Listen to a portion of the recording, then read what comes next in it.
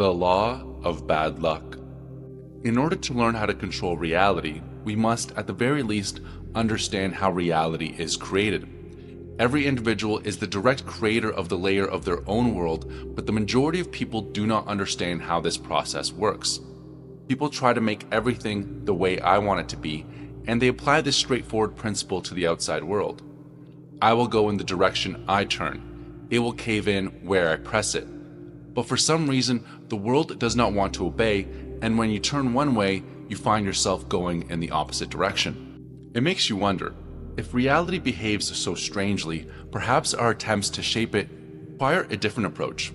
Maybe reality does not work according to the laws we thought, but people do not want to stop and look around and ask themselves these questions. Instead, they stubbornly insist on having things their own way. As a result of this stubborn kind of creativity, the person's individual layer is created in which nothing is the way I want it to be. Reality seems strange, unpredictable, and hard-lined. Sometimes you get the feeling that the world is doing it on purpose to spite you. It is as if problems and unwanted events are drawn to you by some mysterious force. Our fears are realized and our worst expectations are justified. We are relentlessly pursued by the things we are, don't want, and wish to avoid. Why is that?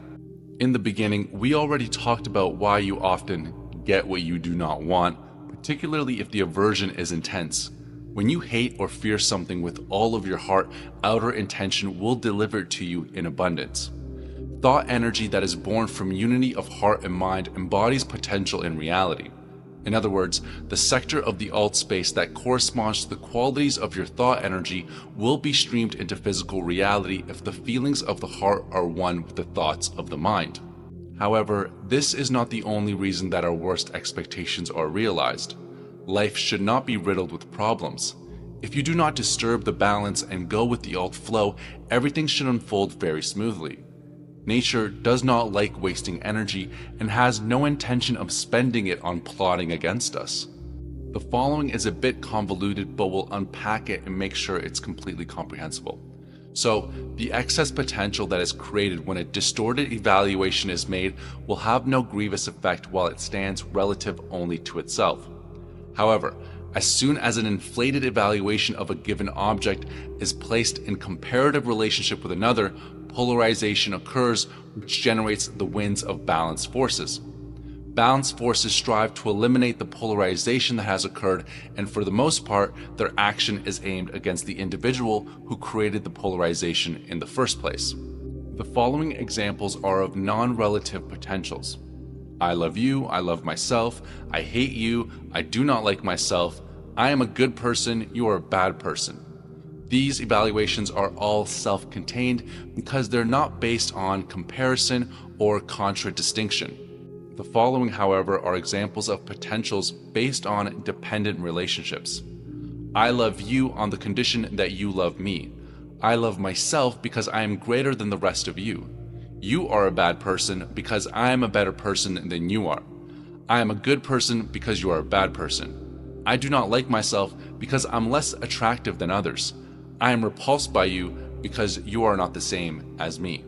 There is a huge difference between the first and the second group of evaluations. Evaluations based on the principle of comparison generate polarization. Balanced forces eliminate the distortion by bringing the opposite values together, just as the opposite poles of two magnets are drawn towards each other.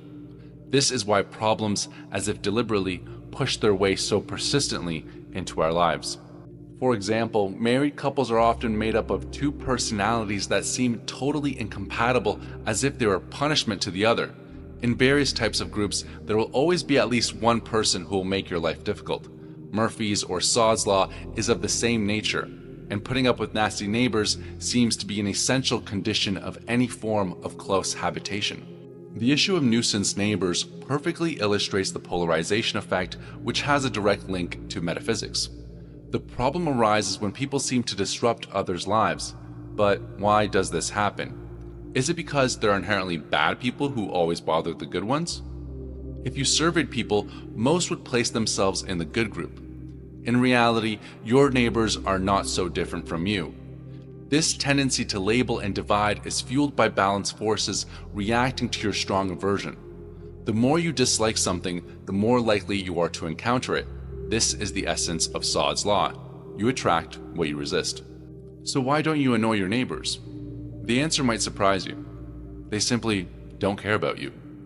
You might interpret this as them being shameless, but this attitude creates polarization. Like flipping on a magnet, your aversion draws more neighbor-related problems to you. Meanwhile, they remain unaffected because they don't form a dependent relationship with you. They genuinely don't care. Your neighbors don't give you importance or let you enter their world, so they have no reason to suffer because of you. As long as they're focused on their own lives and don't pay you attention, there's no polarization. However, if they started to see you as significant and began comparing themselves to you, they would notice differences. If those differences bothered them, you would suddenly go from being a neutral neighbor to an annoying one. The situation will develop even more unexpectedly. You will begin to create the kind of problems for your neighbors that you would never have dreamed could possibly trouble anyone. You will begin to annoy your neighbors without being aware that you're doing so, just as they now have no awareness of the fact that they are annoying you. When sharing a living space, noise is often the biggest issue. The more you dislike the noise, the more it seems to persist, even though peace and quiet would naturally benefit everyone, including your neighbors. Disturbances don't arise without reason, they feed on your energy.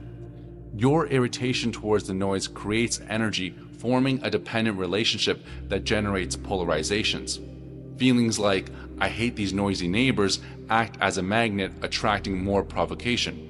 New noisy neighbors might move in, or the old ones might buy louder sound equipment as if to spite you. This effect can amplify if other neighbors share your frustration, creating a collective reaction. The issue may not stop at noise, it could extend to other aversions like trash, bad smells, or vandalism. A strong overall dislike for your neighbors could even manifest to larger problems like a flood or fire. The principle of bad luck works universally.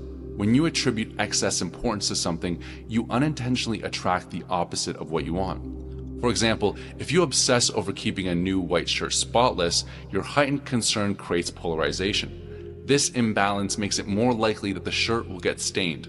The more you fear a spill, the more balanced forces step in to correct the excess potential, often resulting in exactly what you were trying to avoid. As we know, excess potential is intensified in comparison and contradistinction. Where there is one magnetic pole, the other will not be far away. Polarization creates a magnet for problems and attracts everything that you feel an aversion to. Everything you find irritating will follow you. Everything that is highly undesirable happens. There is no mysticism here. It is all quite natural. Polarization disrupts the energy field, creating distortions like a warped reflection in a curved mirror. Most people fail to see that these distortions result from imbalance, and instead of addressing the polarization, they fight the external world, worsening the issue. All you have to do is follow the main rule of transurfing. Be yourself and let others be themselves. You have to loosen your grip and give the world free rein. The more you insist on your own desires and rights, the more powerfully the magnet attracts the opposite. Figuratively speaking, it is as if you have grabbed the world by the throat and it is resisting and fighting to get free. It is futile to try and pressure a situation or insist on something. That just makes things worse. Instead, consciously change your relationship to the situation in accordance with the transurfing rule. For example, try at least for a while to forget about your neighbors and stop judging them and pretend they simply do not exist. Rid the layer of your world of neighbors. As soon as you're able to pull off the suction pad of your relationship, your neighbor's polarization will disappear and they will gradually cease to bother you. And if you manage to completely break the dependent relationship, you might make room for something incomprehensible to happen. Your toxic neighbors may just end up becoming your best friends. Be yourself and let others be themselves.